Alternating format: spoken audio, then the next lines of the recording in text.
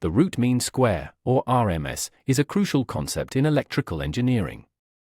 It represents the effective value of an alternating current that produces the same heating effect as a direct current.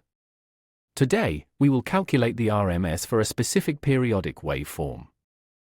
We are focusing on a half-wave rectified triangular waveform. In this scenario, the signal follows a linear ramp for the first half of the cycle and remains at zero for the second half, creating a unique power profile. To find the RMS value, we follow a three-step mathematical process: square the function, find the mean over one full period, and then take the square root. This formula ensures we account for the power delivered by the signal. First, we must define our limits. The total period is T. However, because this is half-wave rectified, the signal is only active from 0 to T2.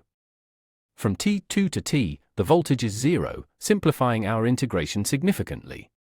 Next, we define the function v, t, for the active part of the cycle. Since it is a linear ramp reaching peak Vm at time t2, the slope is 2 Vm divided by t. Thus, our function is v, t, equals 2 Vm over t, times t. According to our RMS formula, we must square the instantaneous voltage. Squaring our linear expression gives us 4 times Vm squared, divided by t squared, multiplied by t squared. This squared function represents the instantaneous power profile. Now we set up the definite integral.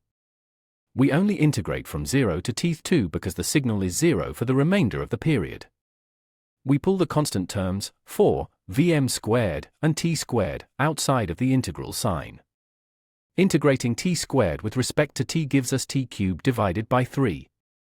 We will now evaluate this result at our upper limit of T2 and subtract the value at our lower limit of 0. Substituting T2 into our expression, we get t cubed over 8, all divided by 3. This simplifies to t cubed over 24. We then multiply this by our constant terms outside the bracket. The final step is to take the square root of our mean. The square root of Vm squared is Vm, and we are left with the square root of 6 in the denominator. This is the RMS value of our waveform. Compare this to a full triangular wave, which has an RMS of Vm divided by the square root of 3. Because our wave is only active half the time, the effective value is reduced by a factor of the square root of 2. Let's apply this to a real value. If our peak voltage Vm is 12 volts, we divide 12 by the square root of 6. This gives us an effective RMS voltage of approximately 4.9 volts.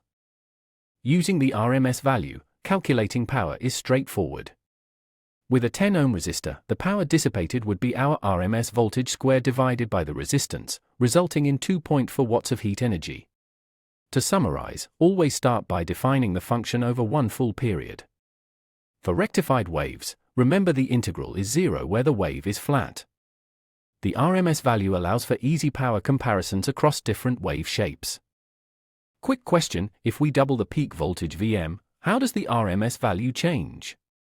Since Vm is a linear multiplier in our final formula, the RMS value also doubles. The relationship between peak and RMS is linear. You now know how to derive and calculate the RMS value for a half-wave rectified triangular waveform. Mastery of these steps is essential for analyzing complex power systems. Thank you for learning with us. Generated by Vision Solve AI.